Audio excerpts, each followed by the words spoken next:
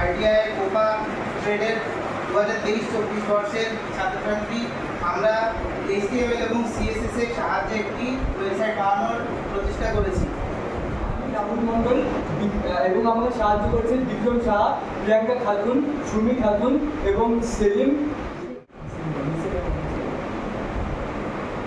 তবে এখানে দেখেন কিছু প্রোডাক্ট লিস্ট করা আছে, এখানে অ্যাড কার্ড বাগের প্রাইসেরও সেকশন আছে।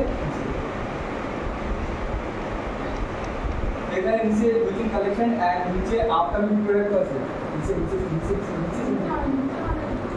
নিচে আপকামিং প্রোডাক্টগুলোর লিস্ট আছে এবং এখানে সবটাও ক্লিক করতে হবে।